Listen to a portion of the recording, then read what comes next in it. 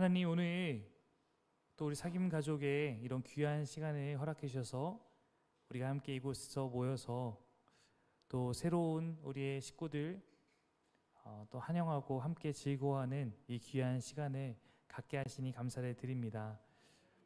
우리가 세상과 다른 공동체인 것은 우리가 모인 이유가 하나님이기 때문입니다. 주님, 이 시간에 우리를 모두 다 주님 안에서 하나로 묶어 주옵시고 그 아름다운 연대, 그 아름다운 결합을 또 경험할 수 있는 귀한 시간으로 만들어 주옵소서. 감사드리며 예수님의 이름으로 기도드립니다. 아멘. 네, 저희 교회 대부분의 행사를 처음에 뭔가 기획하고 할 때는 이제 저와 함께 치열하게 또 제가 갖고 있는 많은 생각들을 투영해서 이렇게 하는데, 점차 이제 하다 보면 저는 이제 뒤로 물러나고 우리 성도님들이 맡아서 하거든요. 그래서 이번 세가족 환영회는 정말 제가 한 게 아무것도 없어요. 네, 근데 제가 물러나야지 더 잘 되는 것 같다, 이런 느낌을 점점 받고 있어서 또 이렇게 수고해 주신 모든 스태프들에게도 감사를 드립니다.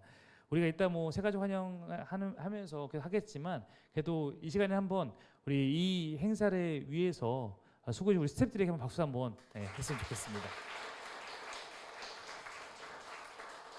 네, 저희가 다른 공동체에서 하는 어떤 모임들과 다른 거는, 저희는 하나님을 예배하는 공동체고, 오늘도 그래서 이 행사 가운데 뭐 제가 평소처럼 뭐 1시간씩 설교하겠습니까? 네, 그렇게 할 수 없으니까 다만 이렇게 주어진 시간 동안 여러분과 그래도 꼭 해야 될 이야기, 나눠야 될 이야기를 한번 나눠보고 싶습니다. 저는 20대에 선교를 꿈꾸던 그런 청년이었어요. 저는 하나님을 위해서 하나님이 가장 필요로 해드리는 것을, 필요한 것을 제가 해드리고 싶었습니다. 선교 훈련을 마치고 신학교에 복학하게 되고 이제 전도사 사역을 하게 됐습니다. 당시 제가 해외 선교를 꿈꿨던 것은 한국에는 이미 교회가 충분하다는 생각 때문이었습니다. 그런데 전도사로서 영혼들을 밀접히 마주하면서 제 안에 한국 교회에 대한 고민과 안타까움이 커졌습니다. 결국 20대에 선교를 꿈꿨던 저는 30대에는 진짜 하나님 원하시는 공동체, 교회를 향한 꿈으로 바뀌어가게 됐습니다. 진짜 교회를 만나고 찾고 이루고 싶은 마음이 저에게도 간절했습니다. 그런데 쉽게 만나지 못했던 것 같아요. 그래서 결국은 정말 성경이 원하는 그 공동체를 찾으려면 찾을 수 있겠지만, 그것을 찾아다니는 것에 에너지를 조금 아껴서 차라리 처음부터 한번 시작해서 경험해보자라고 생각을 하게 됐습니다. 그 용감한 발걸음이 사귐의 교회의 개척으로 이어지게 된 것입니다. 만으로 33 정도의 개척을 준비하고 시도하게 된 것이죠. 지금도 전 목회를 이제 한지 8년, 9년 차 됐지만 지금도 완벽한 뭐 청사진을 가지고 있는 것은 아닙니다. 그러나 이미 성경이 꿈꾸는 교회라는 이름에서 그렇듯이 우리가 가고 싶은 방향은 성경에 다 나와 있고, 성경이 교과서이기 때문에 우리가 가다가 길을 막히고 여기서 어떻게 해야 되지라면 성경을 통해서 답을 찾고, 어려움이 생길 때마다 그곳에서 길을 찾으면 된다고 믿으면서 나아가고 있습니다. 나아가다 보니까 이렇게 소중한 정말 동역자들도 많이 얻게 됐고, 또 여러분들도 만나게 된 것입니다. 오늘 이 예배는 사귐의 교회 가족이 되신 분들을 환영하는 시간이잖아요. 그러면 우리 공동체가 그럼 붙잡고 살아가고 있는 하나님 안에서 발견된 비전이 무엇인지를 한 번은 같이 좀 나눠보고 싶은 마음이 들었습니다. 그래서 한번 넘겨주시면, 제가 있군요. 네, 제가 네, 많이 본 거죠? 한번 읽어볼까요? 시작.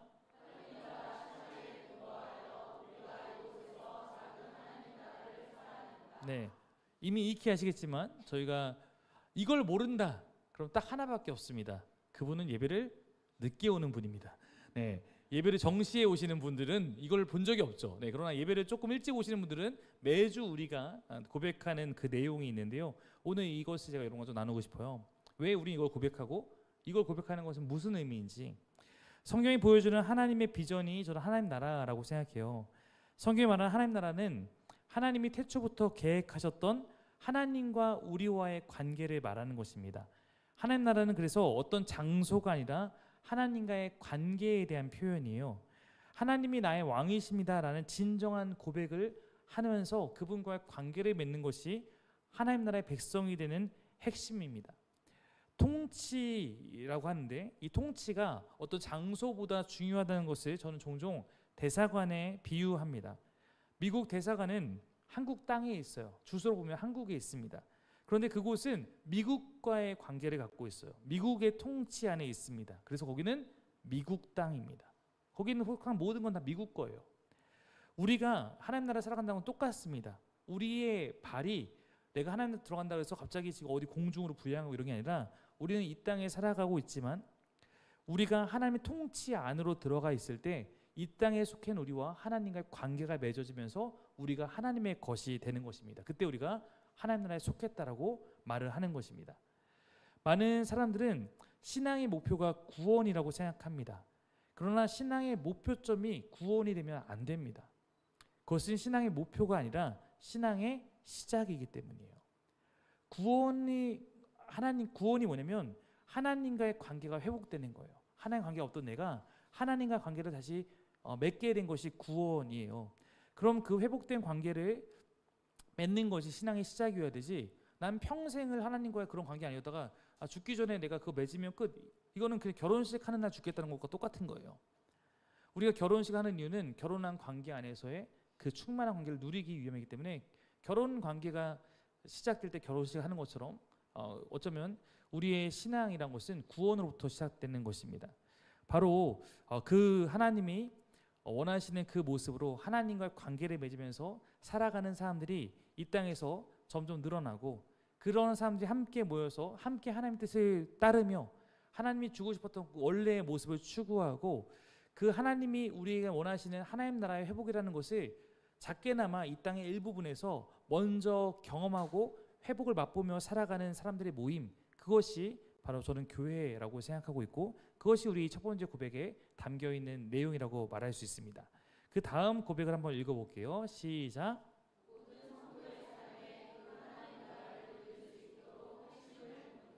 그럼 그 하나님 나라를 누리는 게 하나님 나라를 누리게 하는 게 하나님의 가장 원하시는 모습이라면 어떻게 구체적으로 가능한가라고 하면 이 이야기입니다. 하나님 나라에 속한 사람이 되기 위해서는 그분을 나의 왕으로 나의 주인으로 모셔야 됩니다. 우리는 그전까지 모두가 내가 내 삶의 주인이라는 그런 가치관 안에서 살아가는 것이 당연했습니다. 내 삶이 나의 것이라고 모든 세상 말하기 때문이에요. 근데 성경은 우리의 주인이 하나님인 상태가 원래 하나님께서 주셨던 관계라고 가르치고 있습니다. 사실 많은 사람이 이 부분에 대해서 고민하게 될 수 있습니다.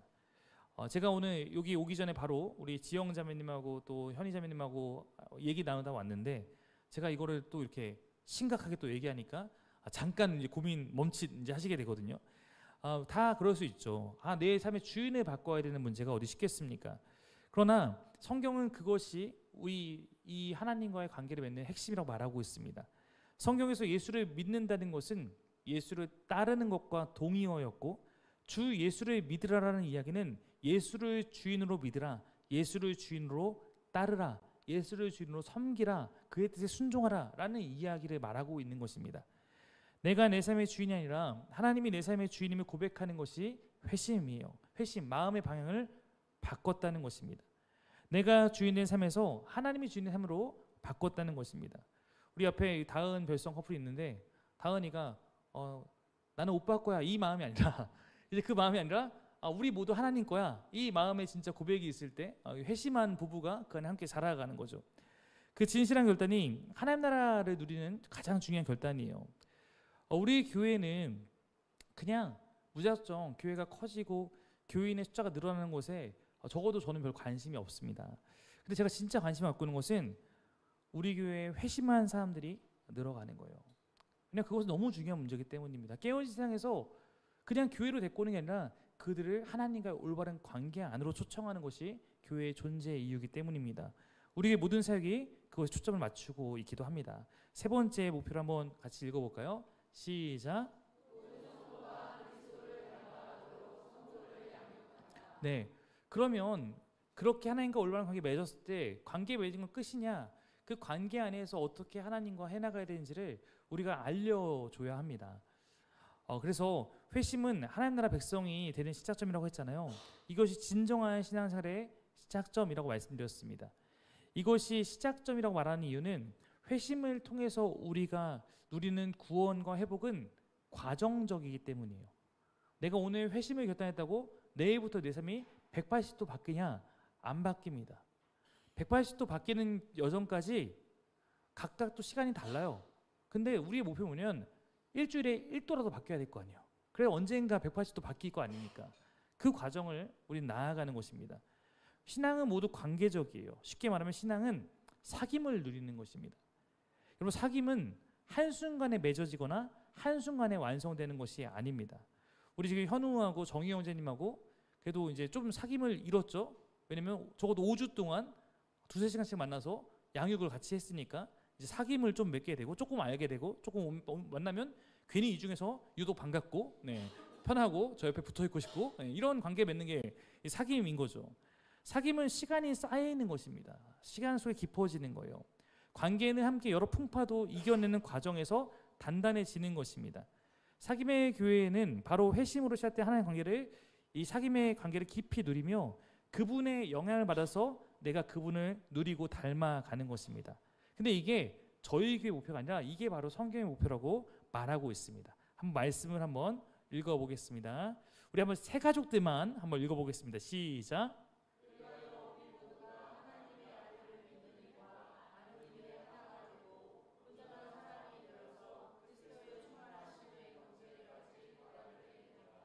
아, 네. 우리 아이들의 저 성경 읽는 소리가 너무 아름답게 들립니다. 이것이 성경 가르치는 내용이에요. 잘 보시면 여기에 우리의 신앙이 모여야 어떤 것이 신앙생활인지 나오고 있습니다. 그냥 교회에 와서 주일에 2시간 앉아있다 가는 게 신앙생활을 말하고 있지 않고요. 하나님의 아들을 믿는 것과 아는 일을 통해서 온전한 사람이 되는 거예요. 그래서 그리스도의 장성한 분량의 충만함을 맛보는 겁니다. 믿는 것은 뭐냐면 회심이라고 했어요. 아까 믿는 것은. 아는 것은 사귐입니다. 회심과 사귐을 통해서 온전한 사람이 되는 거냐면 그 온전함이란 그리스도의 그분의 그 충만하심을 내가 함께하면서 영향받아서 닮아가서 나도 그리스도를 닮은 그리스도가 원하는 사람이 되어가는 것을 말합니다. 성경이 이것이 목표다, 이것을 위해 힘써라 말하면 우리는 그것을 해야 되는 것입니다. 저는 평생 이거 하기 위해서 사귐에게 목사하고 있는 겁니다. 우리 교회 온 사람들 회심시키고 사귐 가지면서 그다음에 함께 그리스도를 닮아가고 그것을 맛보기 위해서 제가 있는 겁니다. 저는 성경을 믿는 사람이고 우리 모두가 그런 사람들이기 때문입니다. 네 번째 한번 읽겠습니다. 시작.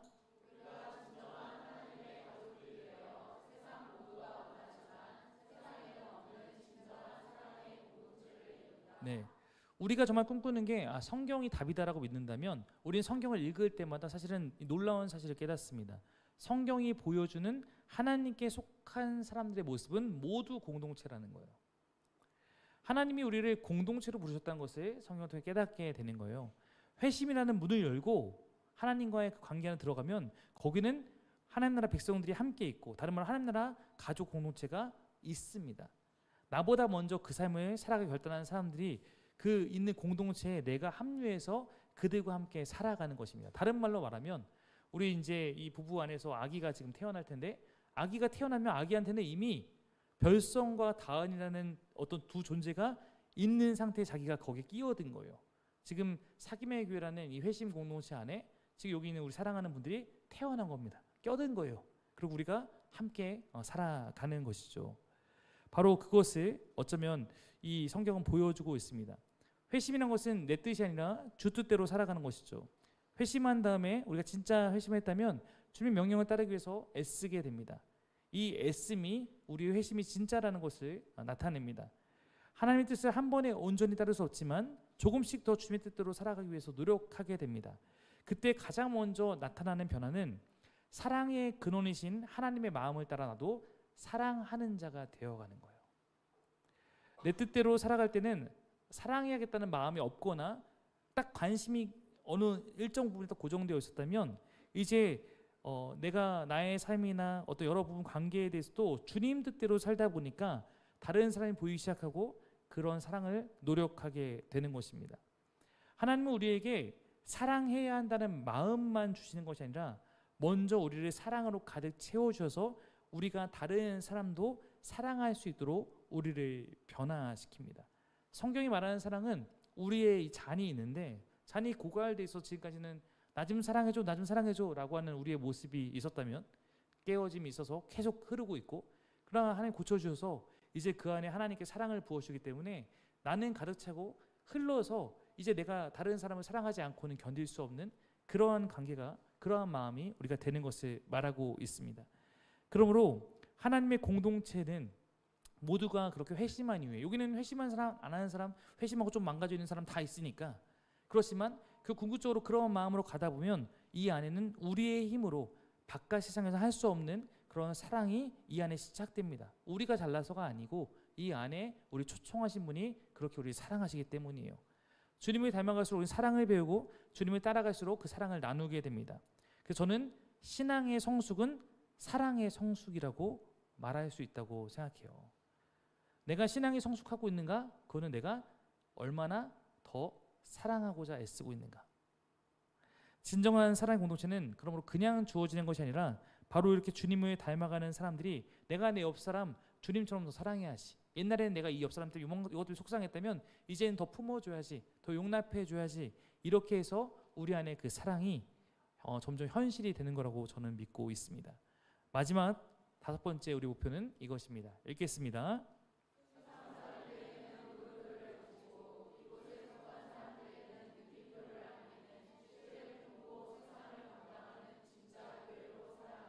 네, 아마도 지금 여러분들은 지금 제가 한 이야기를 들으면서 이미 물음표가 떴을 수도 있어요. 그런 삶이 진짜 가능하다고? 그런 삶이 나에게도 일어난다고? 그렇게 살아가는 사람들이 있다고? 그리고 저도 바로 그런 물음표를 가지고 신앙생활을 시작했던, 신앙생활의 초기를 보냈던 한 사람이었습니다. 그런데 제가 회심하고 주님을 닮아가는 여정 가운데 경험되는 것은 제 안에 일어나고 있는 회복과 변화입니다. 이 회복이란 게 뭐 엄청나고 대단한 것이 아니에요. 그런데 그냥 저는 주님 때문에, 주님이 없던 시절 저보다 더 성실합니다. 저는 주님 때문에 전보다 더 인내합니다. 저는 주님 때문에 나만 바라보지 않습니다. 저는 주님 때문에 다른 사람의 삶에 관심을 갖습니다. 저는 주님 때문에 사랑을 결단합니다. 저는 주님 때문에 저를 희생해서 다른 사람을 섬깁니다. 저는 주님 때문에 그 사랑을 실천하며 행복을 누리고 누군가는 저를 통해 행복을 얻습니다. 우리는 주님 때문에 사랑을 나누며 살아가는 거예요. 이 변화입니다. 풍삼초는 우리가 하나님 안에서 무조건적인 사랑과 삶의 의미와 목적을 얻을 수 있다고 가르치죠. 과연 그러한가? 저는 정말 그러하다고 믿습니다. 주님은 제 삶에 조건 없이 찾아오셔서 손 내밀어 주셨고 그분의 손을 붙잡은 후에 저의 삶의 많은 부분이 회복되고 충만해져 가고 있습니다. 이 세상에서 무엇을 해도 공허할 것 같은 저의 삶에 주님은 하나님의 꿈을 보여주셨고 그 일에 저를 초대해 주셨습니다. 시대를 품고 세상을 감당하며 세상을 회복하고 하나님 나라를 완성해 가시는 그 하나님의 일에 저도 끼워 주셨습니다. 그 일에 함께하며 제가 정말 드릴 수 있는 고백은 이렇게 사는 것이 아깝지 않다는 것입니다. 적어도 제 인생의 마지막에 제가 의미 있는 삶을 살았노라고 고백하며 떠날 수 있을 것 같습니다. 우리도 누군가에게 그런 삶을 살면서 느낌표를 안겨주는 거예요. 그래, 이거지. 그래, 교회란 이거지. 그래, 신앙인은 이렇게 살아가는 거지. 이런 느낌표를 안겨줄 수 있는 교회가 되는 것이 저희의 목표인 것입니다. 저는 이곳에 있는 우리 사랑하는 사귐 성도 여러분들과 함께 바로 이러한 삶을 꿈꾸고 있고 우리 이것을 날마다 하겠다고, 이것을 소망한다고 예배 드릴 때마다 고백하고 있는 것입니다. 저도 혼자 할 수 없습니다. 그래서 주님께서 우리에게 사귐의 교회라는 주님의 몸을 주셨고 우리를 그 몸의 지체로 불러주셨습니다. 여러분이 사귐의 교인이 되었다는 것은 이 여정에 이제 함께하게 된 것입니다. 사랑하는 여러분, 이곳은 분명히 완벽한 교회는 아닙니다. 그러나 진짜 함께 진짜를 꿈꾸면서 하나님 나라를 오늘 여기서 살아가고자 몸부림치는 사람들의 공동체입니다. 그 여정에 여러분이 함께하게 돼서 진심으로 환영합니다. 저도 여러분들을 소중하게 여기면서 여러분의 신앙의 여정에 좋은 동반자가 되겠습니다. 저에게도 그런 동반자, 함께 꿈꾸는 자가 되어 주십시오. 함께함이 기쁨입니다.